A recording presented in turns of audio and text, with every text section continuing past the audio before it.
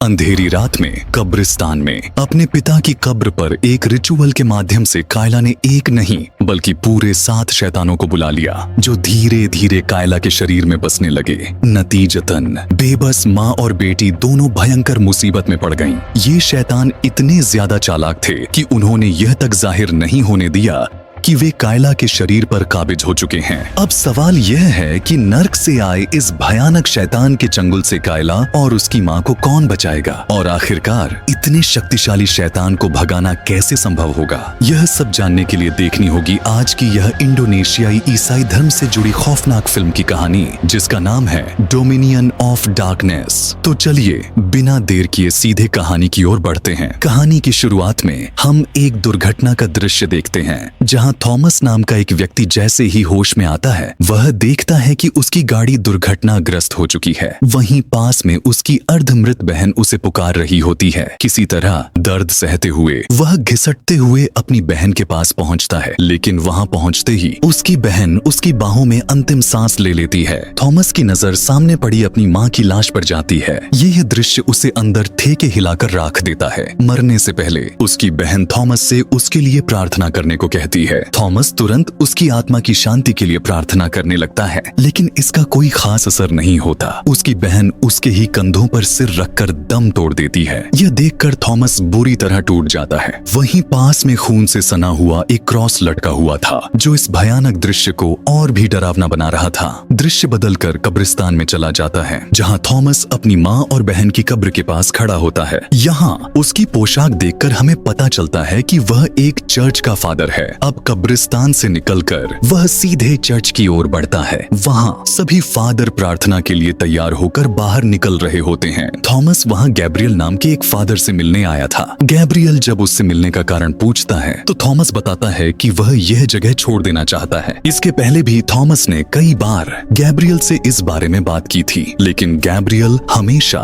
उसे फिर से सोचने के लिए कहता। इस बार थॉमस साफ साफ कह देता है कि वह इस रास्ते से बहुत दूर चले जाना चाहता है, लेकिन गैब्रियल ऐसा नहीं चाहता था। इसलिए जब चर्च में प्रार्थना शुरू हो जाती है तो वह इसे एक बहाने के रूप में इस्तेमाल करता है और वहाँ से चला जाता है। थॉमस बार बार कहता रहता है कि वह जितनी जल्दी हो सके यहाँ से निकल जाना चाहता है, लेकिन गैब्रियल उसकी बात सुनने को तैयार नहीं था। अब चर्च में प्रार्थना शुरू हो चुकी थी। इसी दौरान हम एक कपल को देखते हैं, जिनके नाम माया और डैनियल थे। यहाँ माया की नजरों से बचकर डैनियल किसी को प्यार भरे संदेश भेज रहा था। इसका मतलब था कि डैनियल माया को धोखा दे रहा था, लेकिन बेचारी माया को इस बारे में कोई अंदाजा नहीं था। वह तो आंख बंद करके डैनियल पर पूरा भरोसा करती थी। अब चर्च से बाहर निकलते ही माया बार बार अपनी बेटी को कॉल करने लगती है। हाँ, माया की एक बेटी भी थी जिसका नाम कायला था। माया यह अच्छी तरह जानती थी कि कायला को उसका और डैनियल का रिश्ता बिल्कुल पसंद नहीं था, लेकिन फिर भी उसने पूरी कोशिश की कि किसी तरह कायला को इस रिश्ते के लिए मना सके।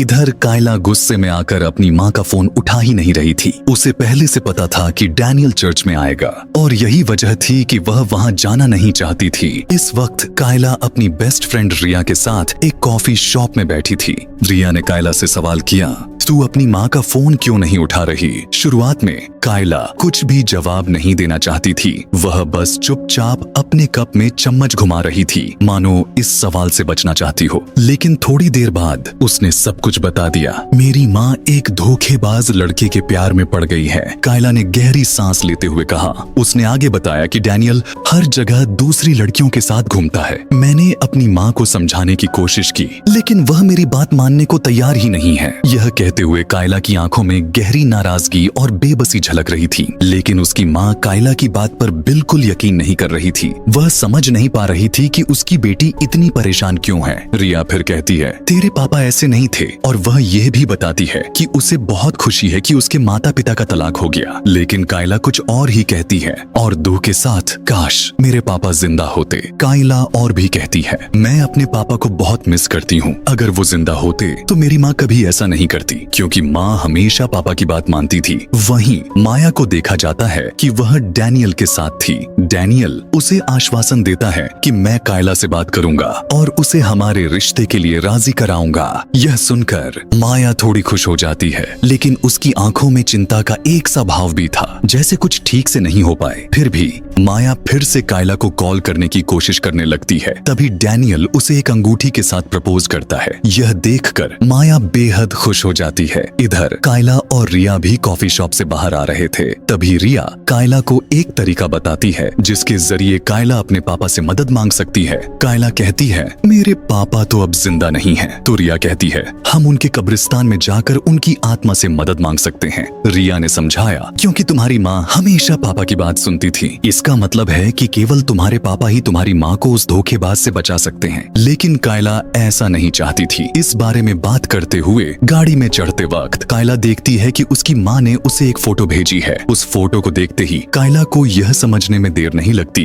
कि माया ने डैनियल का प्रपोजल स्वीकार कर लिया है। इसीलिए कायला बार बार किसी भी हाल में डैनियल से छुटकारा पाना चाहती थी। और फिर रात को वह रिया के साथ ग्रेवयार्ड पहुंच जाती है। रिया ने उसके साथ एक जंग पुतला लाया था, लेकिन कायला को डर था कि अगर उसके पापा की आत्मा के बजाय वहाँ कोई और आत्मा आ जाए। रिया ने कहा, अगर हम सही कब्र पर जाकर रिचुअल करें तो कोई और आत्मा नहीं आएगी। इसके लिए उन्हें सही कब्र ढूंढनी होगी, यानी कायला के पापा की कब्र। कायला को इस बारे में कोई शक नहीं था, क्योंकि वह रोज अपने पापा की कब्र पर आती थी। इसलिए दोनों बहुत आसानी से कायला के पापा की कब्र के पास पहुंच जाती हैं। वहां जाकर वे कब्र के ऊपर पुतला दबा देती हैं। फिर उस पुतले को पकड़कर वे रिचुअल करने लगती हैं। वे मुख्य रूप से जालकुक का मंत्र पढ़ रही थीं। उस मंत्र के माध्यम से वे आत्मा को बुला रही थीं ताकि वे उन्हें मदद कर सके। बस 212 मंत्र पढ़ने के बाद ही पुतला का सिर मुड़ जाता है। यह देखकर दोनों घबरा जाती हैं। फिर अचानक पुतला अपने आप खड़ा हो जाता है। अब यह आत्मा कायला के पापा की आत्मा है या नहीं, यह जानने के लिए कायला उससे पूछती है कि कायला। इसके जवाब में पुतला कायला की तरफ अपना चेहरा मोड़ लेता है। इससे कायला समझ जाती है कि यह जरूर उसके पापा की आत्मा है। तो वह अपने पापा से कहती है कि वह अपनी माँ को उस लड़के से दूर रखें, यानी डैनियल से। जैसे ही यह शब्द निकलते हैं, चारों ओर आसमान में बिजली कड़कने लगती है। तभी वहाँ ग्रेवयार्ड का सिक्योरिटी गार्ड आ जाता है। जो सिक्योरिटी गार्ड था वह उन्हें रात के इस समय घर में प्रवेश करने के लिए धमकाने लगता है। इस कारण वे दोनों जल्दी जल्दी वहाँ से बाहर निकलने लगती हैं। कायला रिया से सवाल करती है कि क्या उनका रिचुअल पूरी तरह से खत्म हो चुका है। रिया जवाब देती है कि उसके पापा बहुत कानून पसंद इंसान थे, क्योंकि उनकी आत्मा को यह पता चल चुका है वह निश्चित ही कायला को मदद करेगा। तभी गाड़ी के आईने में हम देखते हैं कि पीछे से एक भयानक छाया उनकी ओर बढ़ रही है, लेकिन तुरंत ही वह छाया गायब हो जाती है। इसके बाद कायला अपने घर वापस लौट आती है, जहाँ ड्राइंग रूम में उसकी माँ टीवी देखते हुए सोई हुई थी। कायला को लगता है कि जो कुछ भी उसने किया वह अपनी माँ को सुरक्षित रखने के लिए किया है। इसलिए कायला टीवी बंद कर देती है और अपनी रूम की तरफ जाने की सोचती है। तभी अचानक सीढ़ियों के पास वह अपनी माँ को देखती है, जो कायला से सवाल करती है, तुम इतनी रात को घर क्यों लौटी? यह देखकर कायला डर जाती है और पीछे मुड़कर देखती है। वह देखती है कि उसकी माँ तो सोफे पर सोई हुई थी। फिर वह तुरंत सीढ़ियों की तरफ देखती है, लेकिन वहाँ कोई नहीं होता। इस घटना से कायला थोड़ा डर जाती है और जल्दी जल्दी अपने कमरे में चली जाती है। वह समझ नहीं पा रही थी कि क्या उसने अभी देखा। फिर वह अपने बैग में देखती है और पाती है कि रिया का पुतला अभी भी उसके पास है। इसको देखकर वह डरने लगती है। तभी नीचे से सीढ़ियों से आवाज आती है। वह डर के मारे दरवाजा खोलती है और देखती है कि उसकी माँ ऊपर के कमरे की तरफ जा रही है। फिर वह आकर डायरी लिखने बैठ जाती है, जिसमें उसने डैनियल के बारे में कई उल्टी सीधी बातें लिखी होती हैं, जैसे कि डैनियल मर जाए। वह यह चीज लिखती रहती है। अगले दिन सुबह स्कूल के लिए तैयार होकर नीचे आते हुए वह सुनती है कि उसकी माँ और डैनियल के बीच बहस हो रही है। एक दूसरी लड़की के बारे में उसकी माँ गुस्से में आकर डैनियल से ब्रेकअप कर लेती है और उनका शादी टूट जाता है। यह देखकर कायला मन ही मन बहुत खुश हो जाती है और वह अपने पिता का धन्यवाद करती जाती है। फिर वह उस गुड़िया को डस्टबिन में फेंक देती है, क्योंकि रिचुअल के अनुसार जब काम खत्म हो जाता है तो उसके पिता की आत्मा गुड़िया से बाहर निकल जानी चाहिए। लेकिन वहाँ से जाते हुए हम देखते हैं कि गुड़िया अपनी गर्दन घुमाकर कायला की ओर देख रही होती है। इसका मतलब है कि गुड़िया के अंदर अब किसी और की आत्मा भी है। अब दृश्य कायला के स्कूल में चला जाता है, जहाँ के शिक्षक फादर थॉमस थे। कायला यहाँ फादर थॉमस को देखती है और उसे बुलाकर कहती है कि दिया की आत्मा तभी खुश होगी जब वह फादर थॉमस को हंसते देखेगी। दिया फादर थॉमस की बहन थी। माँ और बहन की मौत के बाद से थॉमस चुप हो गया था, इसलिए कायला ने ऐसा कहा। फिर कायला अपने क्लासरूम में जाती है। वह बहुत खुश नजर आ रही थी और रिया को जाकर एक अच्छी खबर देती है कि उनका काम पूरा हो गया है। डैनियल और उसकी माँ का ब्रेकअप हो गया है। लेकिन रिया को देखकर वह महसूस करती है कि वह बिल्कुल स्वस्थ नहीं लग रही थी। तभी कायला देखती है कि रिया की गर्दन पर एक निशान है, लेकिन रिया उसके साथ इस बारे में कुछ भी शेयर नहीं करती। अब क्लास खत्म होने के बाद कायला बहुत खुश होकर घर लौट रही थी, लेकिन उसकी यह खुशी ज्यादा देर तक नहीं टिकती, क्योंकि घर में डैनियल आ गया था। डैनियल और उसकी माँ का रिश्ता फिर से ठीक हो गया था, जिसे देख कायला को बिल्कुल भी अच्छा नहीं लगता और वह अपने कमरे में चली जाती है। कमरे में जाकर वह अपना बैग फेंक देती है और अपने पिता से कहने लगती है कि वह डैनियल से अपनी माँ को दूर रखे, नहीं तो उसकी माँ को कोई नुकसान होगा जो वह कभी नहीं चाहती। वह अपने पिता से ये सारी बातें करते हुए अचानक देखती है कि उसके बैग में फिर से वही ज्वालामुखी वाली गुड़िया आ गई है। कायला जल्दी से गुड़िया को निकालती है और उसे नीचे डस्टबिन के पास ले जाकर फेंक देती है। जैसे ही वह उसे फेंकती है, आसपास बिजली कड़कने लगती है, जिसे देख कायला थोड़ी डर जाती है। फिर वह वापस अपने कमरे में चली जाती है। उस रात हम देखते हैं कि जब मूसलधार बारिश हो रही थी, उनके प्रेयर रूम में रखी 2 मोमबत्तियां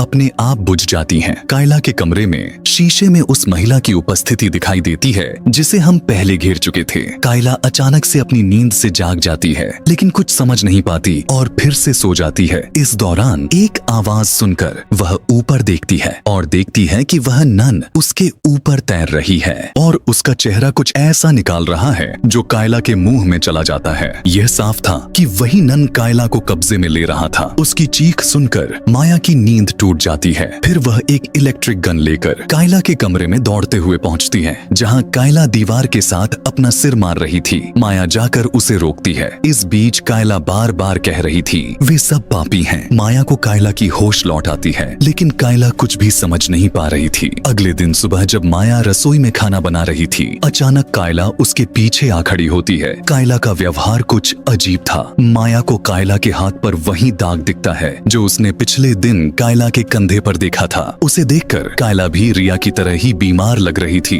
वह स्कूल के अंदर चल रही थी, तभी अचानक उसे कुछ आवाजें सुनाई देती हैं जो उसे बार बार मरने के लिए कह रही थी। इसी बीच वह देखती है कि दूर खड़ी है वही डरावनी नन, जिसे देखकर कायला बहुत घबराई। लेकिन तुरंत ही यह पता चलता है कि वह नन नहीं बल्कि उनकी स्कूल की एक सिस्टर थी। कायला क्लासरूम में चली जाती है, जहाँ थोड़ी देर बाद फादर थॉमस आते हैं। वह उन्हें एक दुखद समाचार सुनाते हैं। कायला की बेस्ट फ्रेंड रिया पिछले रात मर गई थी। यह सुनकर कायला बहुत टूट जाती है, इसलिए फादर थॉमस उसे प्रिंसिपल के कमरे में ले जाते हैं। कायला किसी भी हालत में अपनी बेस्ट फ्रेंड की मौत को सहन नहीं कर पा रही थी। वैसे भी रिया के अलावा उसका कोई और दोस्त नहीं था। वहाँ शिक्षकों से यह जानकारी मिलती है कि रिया ने खुद को समाप्त कर लिया था। इसके कारण का कोई भी अनुमान नहीं लगा पा रहा था। यही वजह थी कि वे कायला से बात करना चाहते थे, लेकिन कायला भी यह समझ नहीं पा रही थी कि रिया ने ऐसा कदम क्यों उठाया। कायला को इतनी दुखी देखकर फादर थॉमस ने उसे आगे बढ़ाने का फैसला किया,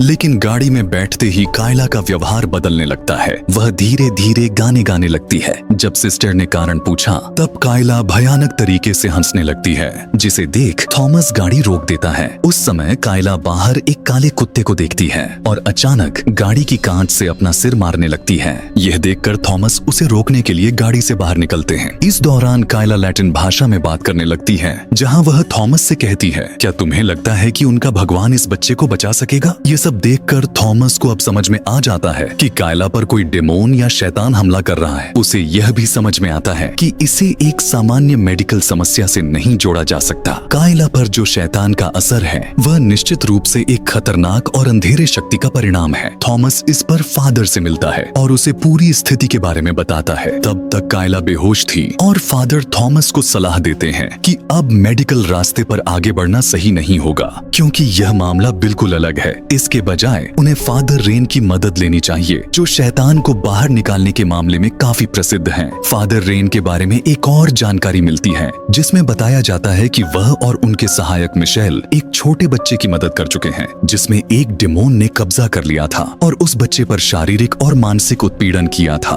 रेन और मिशेल ने मिलकर उस बच्चे को शैतान से मुक्त किया। अब कायला के मामले में भी कुछ ऐसा ही हो रहा है और फादर थॉमस जानते हैं कि इस स्थिति से उबारने के लिए फादर रेन की मदद आवश्यक है। मिशेल कुछ समय पहले अपनी मां को खो चुका था और उस घटना का फायदा शैतान ने उठाया। दरअसल जब मिशेल नर्सिंग होम में था तो उसकी मां की देखभाल ठीक से नहीं हो पाई थी और इसी कारण उसकी मां की मौत हो गई। शैतान ने इसी दुखद घटना का फायदा उठाया और मिशेल को मानसिक रूप से कमजोर कर दिया। लेकिन सौभाग्य से सही समय पर फादर रेन वहां पहुंचे। रेन ने स्थिति को संभाला और शैतान को मजबूर किया कि वह अपना नाम बताएं। जैसे ही शैतान ने नाम बताया, फादर रेन ने एग्जॉर्सिज्म के जरिए उसे नरक में भेज दिया। एग्जॉर्सिज्म के बाद मिशेल को एहसास हुआ कि वह अब इस काम को नहीं कर सकता, क्योंकि उसकी मां की मौत ने उसे मानसिक रूप से बहुत कमजोर बना दिया था। शैतान ने इसी कमजोरी का फायदा उठाया था। मिशेल ने रेन से कहा कि वह इस काम को छोड़ देगा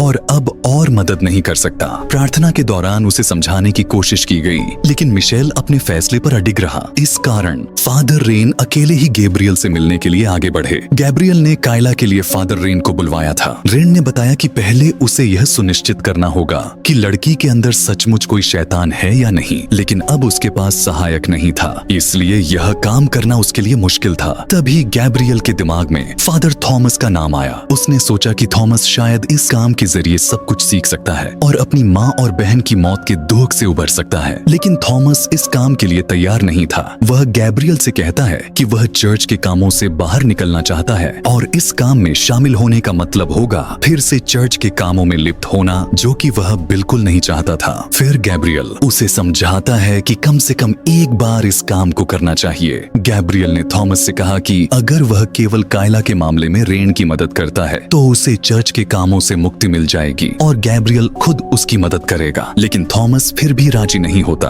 उसे लगता था कि उसका विश्वास इतना मजबूत नहीं है कि वह शैतान से लड़ सके। जब वह वहां से जाने ही वाला था, तब गैब्रियल ने दिया का नाम लिया और यह सुनते ही थॉमस रुक जाता है। हम जानते हैं कि दिया और रिया दोनों कायला की बेस्ट फ्रेंड थीं। दिया की मौत पर थॉमस जितना दुखी था, उतना ही दुखी कायला भी थी। अब रिया नहीं रही और कायला भी थॉमस की तरह अकेली हो गई थी। थॉमस अपनी बहन को नहीं बचा सका, कम से कम वह अपनी बहन की बेस्ट फ्रेंड को बचा सकता था। यह सोचकर थॉमस बिना कुछ जवाब दिए वहां से चला जाता है। कक्षा में कायला उस नन की तस्वीर बना रही थी और धीरे धीरे गाना गा रही थी। यह देखकर शिक्षक ने उसे चुप होने को कहा। यह सुनते ही कायला बहुत गुस्से में आ गई। उसने अपना कलम उठाया और अपने हाथ पर चोट करने लगी। यह देखकर कक्षा के सभी लोग बहुत डर गए। शिक्षक ने उसे रोकने की कोशिश की और थॉमस को बुलाया। थॉमस वहां आया और कायला को होश में लाने की कोशिश की। तब कायला ने थॉमस को हिपोक्रेट कहकर बुलाना शुरू कर दिया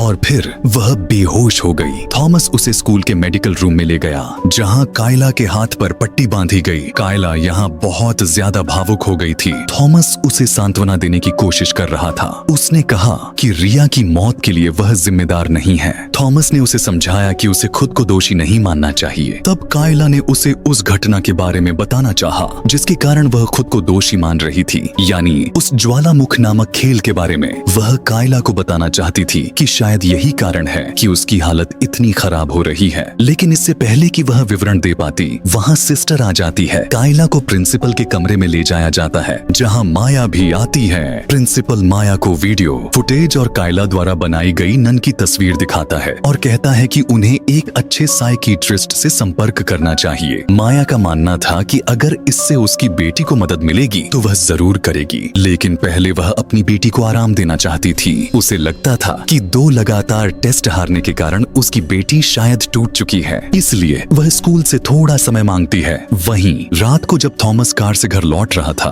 तो अचानक रेडियो में अपनी माँ की आवाज सुनता है। वह सुनता है कि उसकी माँ कह रही रही थी कि वह अंधेरे में शीर्ष पर है और उसे अपने बेटे को छोड़ने नहीं देना चाहिए। वह क्यों जा रहा है? इन सब को सुनकर थॉमस थोड़ा घबरा गया था। तभी अचानक उसकी बहन की आत्मा उसके सामने आ जाती है, जिससे वह बहुत डर जाता है। उस रात वह घर लौटकर इन सारी घटनाओं के बारे में सोचता रहा। वह बार बार कायला का वीडियो फुटेज देखता है, जिसमें वह प्रोसेस के दौरान बार बार चिल्ला रही होती है और किसी को जाने के लिए कह रही थी। यह देखकर थॉमस को यह यकीन हो जाता है कि कायला को मानसिक समस्या नहीं है। अगर सच में शरीर को जरूरत है तो वह ठान लेता है कि वह कायला की मदद करेगा। इसलिए वह रात को रेन से मिलने जाता है। रेन उसे सावधान करता है और कहता है कि यह काम बिल्कुल भी आसान नहीं है। वह कहता है कि अगर थॉमस अब जाना चाहता है तो वह जा सकता है, लेकिन रेन को यह डर था कि कहीं उसके कारण रेन या कायला को कोई नुकसान न हो। फिर रेन उसे कहता है कि वह अपनी आस्था में दृढ़ रहे। अगर वे इस काम में सफल हो जाते हैं तो वे भी जीत जाएंगे। माया कायला को समझाने की कोशिश करती है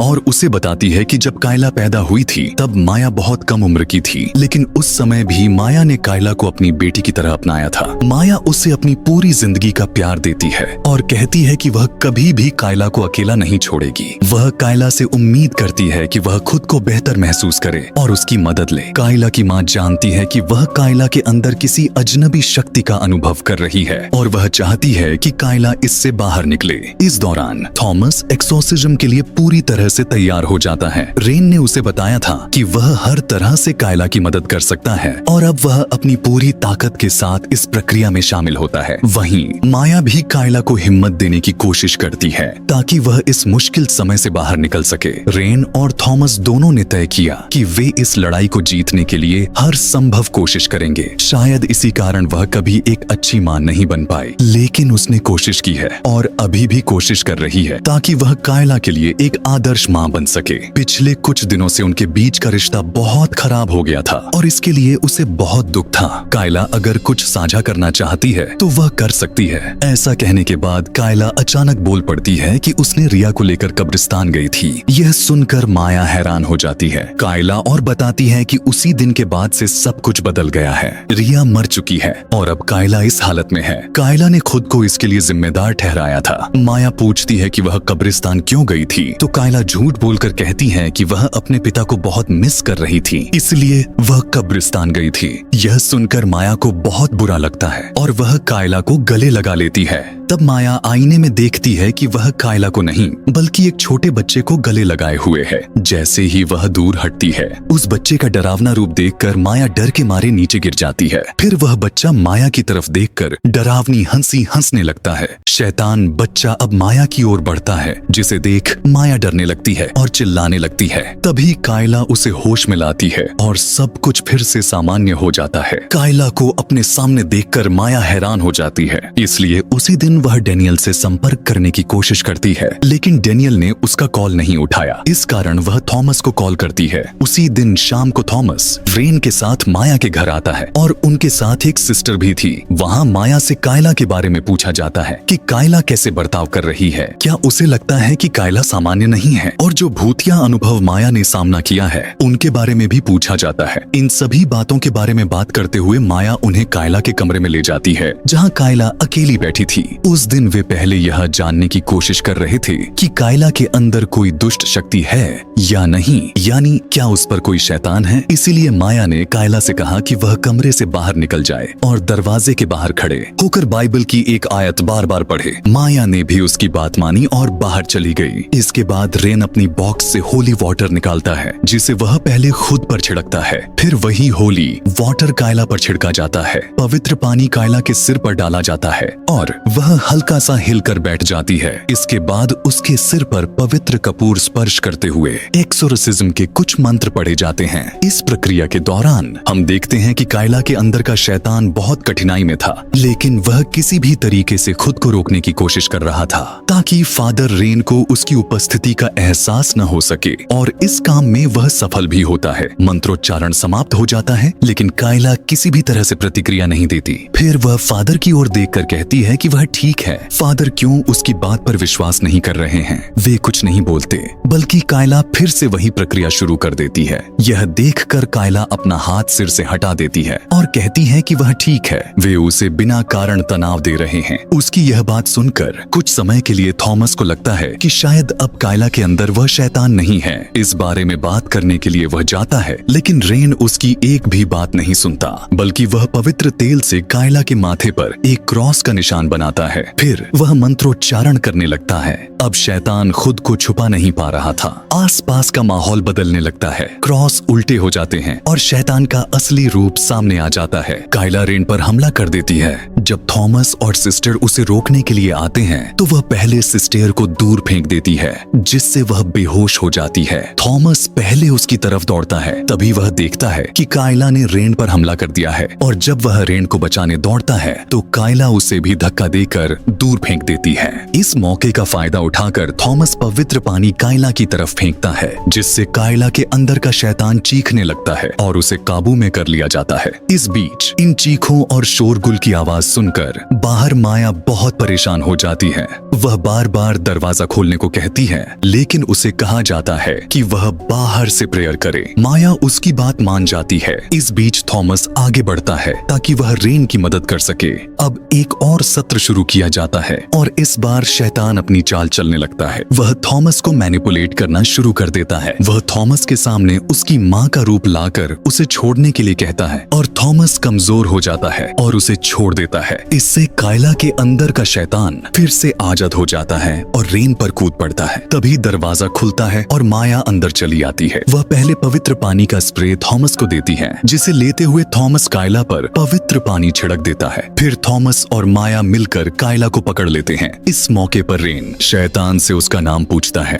और मजबूर होकर शैतान अपना नाम बताता है। थॉमस नाम जानने के बाद तुरंत एक्सोर्सिज्म शुरू करता है और बहुत आसानी से कायला के अंदर से उस शैतान को निकाल फेंकता है। बाहर होने के साथ ही कायला काले रंग की उल्टियां करती है और बेहोश हो जाती है। घर वापस जाते समय थॉमस रेन से माफी मांगता है, क्योंकि वह सही तरीके से अपनी जिम्मेदारी नहीं निभा सका। हालांकि रेन जानता था कि थॉमस ने अपनी पूरी कोशिश की थी। इसके अलावा किसी भी इंसान के लिए हमेशा अपनी भावनाओं को कंट्रोल में रखना संभव नहीं होता है। अब दृश्य बदलकर उनके घर की तरफ जाता है, जहां माया कायला के कमरे को ठीक कर रही थी। वहां वह कायला की डायरी पाती है, जिसमें कायला और उसके पिता की तस्वीरें थीं। साथ ही उसमें कायला के दिल की बातें लिखी हुई थीं। पहले तो माया को यह सब अच्छा लगता है, लेकिन उसके बाद जो आता है उसे देखकर माया अपनी आंखों पर विश्वास नहीं कर पाती। वहां डैनियल के बारे में लिखा था कि कायला उसकी मौत चाहती थी, और इसमें यह भी लिखा था कि कायला ने एक रिचुअल के जरिए अपने पिता की आत्मा से मदद मांगी थी, ताकि उसकी माँ अपने बॉयफ्रेंड से दूर रहे। अंतिम में उस शैतान नन की एक तस्वीर थी, जिसके सीने पर उल्टा क्रॉस बना हुआ था। यह देखकर माया बहुत डर जाती है। तभी उसकी नजर कायला के बैग पर पड़ती है, जिसके अंदर वह जलाने वाली गुड़िया पाई जाती है। गुड़िया जिसे डस्टबिन में फेंकने के बाद भी वह बैग में वापस चली आई थी।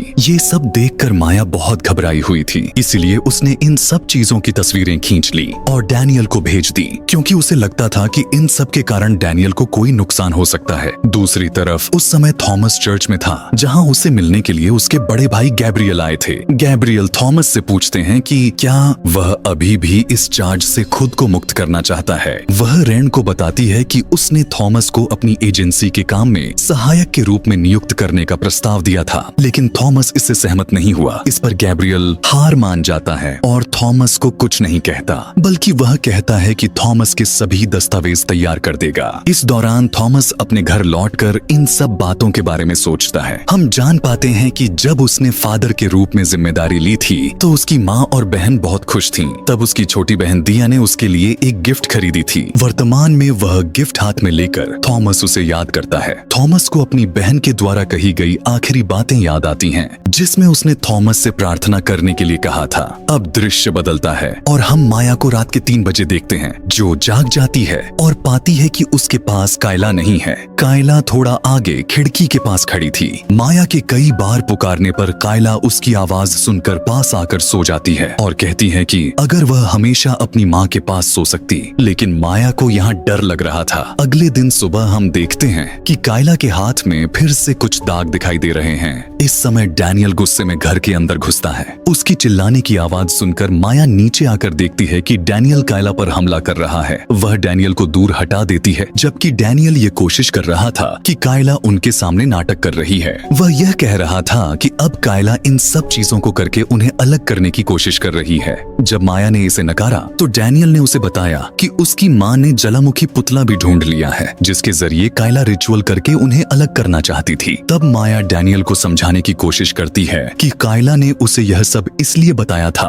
ताकि वे तीनों साथ बैठकर कोई निर्णय ले सकें, न कि इस तरह से हाथापाई करने के लिए। लेकिन डैनियल किसी ऐसे व्यक्ति से बात करना नहीं चाहता था जो उसकी मौत की कामना करता हो। तब कायला माया से पूछती है कि वह किसे विश्वास करती है, कायला को या डैनियल को। कुछ दिन पहले माया ने कायला से कहा था कि वह एक अच्छी माँ बनना चाहती है और अब यह समय आ गया था इस बात को साबित करने का। कायला ने माया से कहा कि उसे डैनियल को छोड़ देना चाहिए। यह सुनकर डैनियल गुस्से में आ जाता है और फिर से कायला पर हाथ उठाने की कोशिश करता है। माया ने इस पर प्रतिक्रिया दी और इलेक्ट्रिक गन से उसे झटका दिया और फिर डैनियल को घर से बाहर निकाल दिया। डैनियल घर से बाहर चला जाता है और अब माया कायला की बात मानते हुए तय करती है कि वह डैनियल को छोड़ देगी। उस दिन माया कायला को लेकर अपने पति की कब्र के पास जाती है। वहाँ एक दिलचस्प बात यह होती है कि माया तो प्रेयर करती है लेकिन कायला प्रेयर नहीं करती। कब्रिस्तान से लौटने के बाद माया पूरी तरह से डैनियल से सारे संबंध तोड़ देती है। वह डैनियल द्वारा दिया गया अंगूठी भी उतार देती है। उस दिन रात को माया चर्च में बैठी हुई थी और रो रही थी। तब फादर रेन वहाँ आते हैं।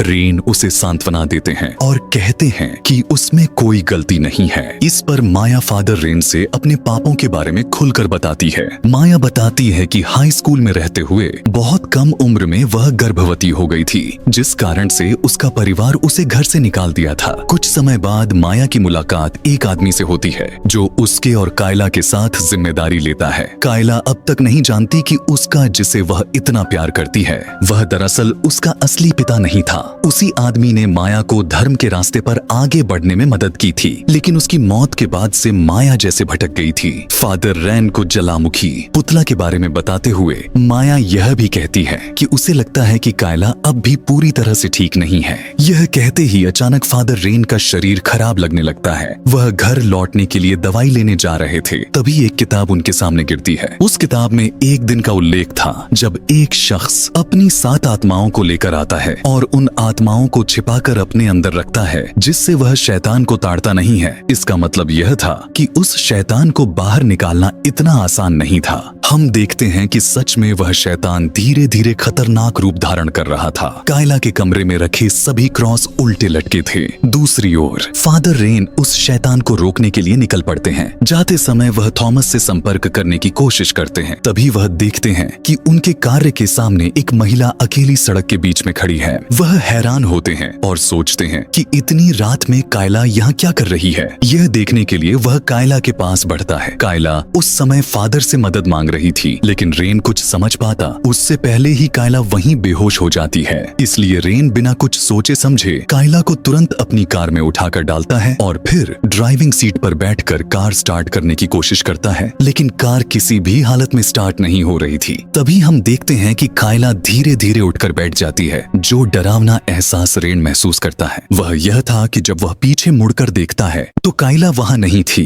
कायला तो कार के सामने खड़ी थी। यह देखकर रेन को समझ में आ जाता है कि वह शैतान उसके साथ खेल रहा है। फिर अपनी सुरक्षा के लिए रेन जल्दी से बॉक्स से एक क्रॉस लेता है। इसी दौरान कायला फिर से गायब हो जाती है और अचानक पीछे से उस पर हमला कर देती है। कार के पीछे के कांच पर उल्टा क्रॉस चिन्ह दिखाई देता है। कुछ समय बाद हम कायला को उसके घर के किचन में देखते हैं, जहाँ वह पागलों की तरह अपने हाथों से लगे खून को धोने की कोशिश कर रही थी और बार बार फादर रेन से माफी मांग रही थी। उसे इस तरह बड़बड़ाते हुए देखकर माया उसके पास जाती है। माया यहाँ उसके हाथों पर खून देख नहीं पा रही थी। इसका मतलब उसके हाथों पर सचमुच खून नहीं था। वहीं मृत्यु मृत्यु बोलते हुए कायला आगे बढ़ने लगती है, फिर कुछ दूर जाकर अचानक रुक जाती है। माया कुछ समझ नहीं पा रही थी। तब कायला उसकी ओर डरावने तरीके से हंसने लगती है। अचानक उस नन पादरी ने माया पर हमला कर दिया। फिर दृश्य अस्पताल में बदल जाता है। हम देखते हैं कि रेन अस्पताल में भर्ती है, जहां थॉमस और प्रिया उससे मिलने आते हैं। रेन उन्हें सब कुछ बता देता है कि वे सोचते थे कि कायला में शायद सिर्फ एक शैतान था, लेकिन मामला ऐसा नहीं है। उसके अंदर 7 शैतान थे,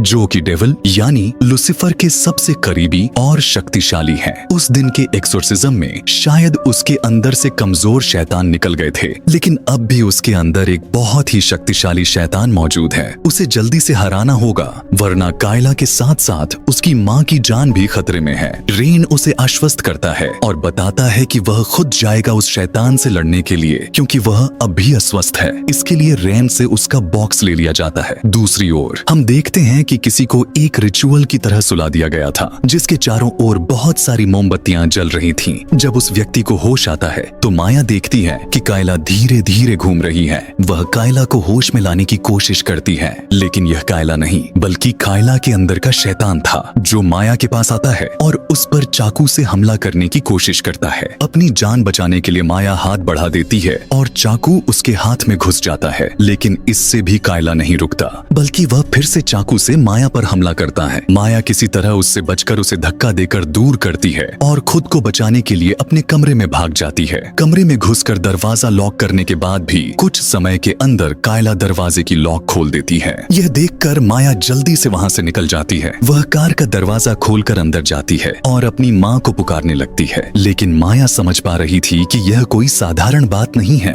इसलिए वह कायला से छिपने की कोशिश करती है। पहले तो वह बिस्तर के नीचे छिपने की कोशिश करती है, लेकिन वह वहां नहीं थी। माया अलमारी के अंदर थी। यह शैतान समझता है कि माया कहाँ छिपी है और वह अलमारी के पास जाता है और माया को कहता है कि समय आ गया है, अब उसे अपने पति से मिलने जाना चाहिए, और वह चाकू से उस पर हमला करने लगता है। माया डर के मारे रोने लगती है, लेकिन ठीक समय पर थॉमस वहां आ जाता है। वह कायला को रोकने की कोशिश करता है, लेकिन कायला उल्टे थॉमस पर चाकू से हमला करने की कोशिश करती है। तब थॉमस अपने हाथ में घंटी बजाता है, जिससे कायला के अंदर के शैतान को तकलीफ होती है। उसी मौके का फायदा उठाकर थॉमस बॉक्स से सामान निकालने लगता है। तभी हम देखते हैं कि कायला धीरे धीरे रेलिंग की तरफ बढ़ रही है। माया भी अब अलमारी से बाहर आ रही थी। वे देख सकते हैं कि कायला बालकनी की रेलिंग पर बैठी हुई थी। वह कहती है कि नरक में मुलाकात हो रही है और फिर वहां से कूद पड़ती है। यह देखकर माया चीख पड़ती है। दोनों दौड़ते हुए नीचे जाते हैं, यह डरते हुए कि ऊपर से गिरने से कायला को कोई चोट न लग जाए, लेकिन कायला तो कहीं नजर नहीं आती थी।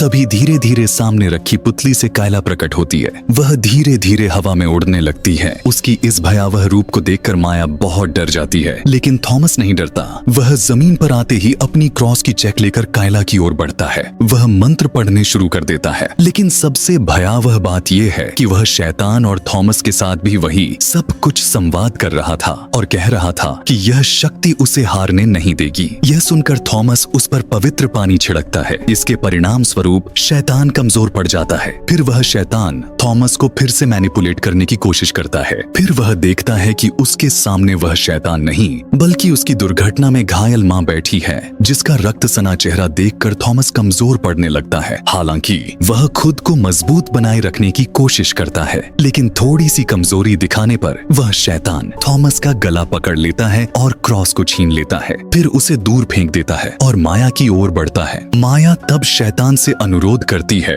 और कहने लगती है कि वह उसकी बेटी का शरीर छोड़ दे। माया खुद बहुत पाप कर चुकी है, लेकिन उसकी बेटी निर्दोष है, इसीलिए शैतान को उसकी बेटी को छोड़कर उसे ले लेना चाहिए। यह सुनकर शैतान माया के हाथ में उल्टा क्रॉस देता है और कहता है कि वह इससे खुद को खत्म कर ले। माया उसकी बात मानने के लिए तैयार हो जाती है और शैतान से वादा करने को कहती है कि अगर वह ऐसा करती है तो वह कायला के शरीर को छोड़ देगा। यह कहकर माया लकड़ी के टुकड़े को अपने शरीर में घुसाने वाली ही थी कि तभी कायला उसका हाथ पकड़ लेती है। कुछ समय के लिए शैतान कमजोर पड़ जाता है और कायला की आत्मा उसके शरीर में लौट आती है। वह किसी भी कीमत पर नहीं चाहती थी कि उसकी माँ यह महापाप करे, यानी खुद को खत्म कर ले, क्योंकि वह जानती थी कि शैतान कभी भी अपना वादा नहीं निभाएगा। दूसरी ओर रेन को इस संकट के बारे में कोई अंदाजा नहीं था, इसलिए वह तुरंत प्रार्थना करने बैठ जाता है ताकि उसकी प्रार्थना के माध्यम से वे इस लड़ाई में सफल हो सकें। इसी समय थॉमस को कायला के साथ बिताए हुए पलों की याद आने लगती है। कायला उसे अपनी छोटी बहन जैसी लगती थी। बहन की याद आते ही उसे अपना दर्द भी याद आ जाता है। वह हिम्मत जुटाकर उठता है और मंत्रों का जाप शुरू कर देता है। यह देखकर शैतान उसकी ओर बढ़ता है। तभी थॉमस शैतान के सिर पर क्रॉस रखकर उसे दबा देता है और एक्सोर्सिज्म शुरू कर देता है। एजेंसी के माध्यम से वह सबसे पहले उस शैतान का नाम जानने की कोशिश करता है। बहुत प्रयासों के बाद आखिरकार शैतान अपना नाम बताता है। उसका नाम था जेबाबिल। इसके बाद वे जेबाबिल के खिलाफ मंत्रोच्चार चैंटिंग शुरू कर देते हैं। कुछ ही देर में शैतान उस पवित्र शक्ति के आगे हार मान लेता है और मजबूर होकर कायला के शरीर को छोड़कर बाहर निकल जाता है। उसी समय कायला काले रंग की उल्टी करने लगती है और उसकी आत्मा पूरी तरह से मुक्त हो जाती है। अपनी बेटी को वापस पाकर माया ने भी राहत की सांस ली। जब सब कुछ सामान्य हो गया तो अगले दिन सुबह थॉमस रेन से मिलने जाता है। वहाँ वह अपने निर्णय के बारे में बताता है कि उसने अपना फैसला बदल दिया है। अब वह रेन के साथ मिलकर रेसिस्टेंस संगठन की जिम्मेदारी उठाएगा। रेन यह सुनकर बहुत खुश होता है। इसके बाद थॉमस जेल में उस व्यक्ति से मिलने जाता है जिसकी वजह से एक्सीडेंट हुआ था। वह व्यक्ति अब जेल में था। उसने थॉमस से माफी मांगी क्योंकि एक्सीडेंट के बाद अगर वह डर कर भागने की बजाय रुककर उनकी मदद करता तो शायद थॉमस की माँ और बहन आज भी जिंदा होती। लेकिन इस बार थॉमस उसे माफ कर देता और अपने अतीत के इस दर्द से पूरी तरह बाहर निकल आता है। कुछ दिनों बाद हम देखते हैं कि रात के 3 बजे थॉमस की नींद अचानक रेन के फोन कॉल से खुलती है। रेन उसे बताता है कि किसी असहाय व्यक्ति को उनकी मदद की जरूरत है। इसीलिए थॉमस जल्दी से एक्सोर्सिज्म से जुड़ी सारी चीजें इकट्ठा करता है और रेन के साथ निकल जाता है। और इस दृश्य के साथ ही यह कहानी यहीं समाप्त हो जाती है। इसका मतलब यह था कि थॉमस ने इस पद को अपने जीवन का एकमात्र रास्ता बना लिया था। अब वह अपनी पूरी जिंदगी लोगों की सेवा में समर्पित कर देगा। इधर इस घटना ने कायला और माया के रिश्ते को भी पूरी तरह से ठीक कर दिया था। अब से वे दोनों एक दूसरे के लिए सबसे बड़ा सहारा बन चुकी थीं। कहानी आपको कैसी लगी हमें कमेंट सेक्शन में जरूर बताएं। अगर आप हमारे चैनल पर नए हैं तो कृपया सब्सक्राइब करना न भूलें। Thank you so much for watching video.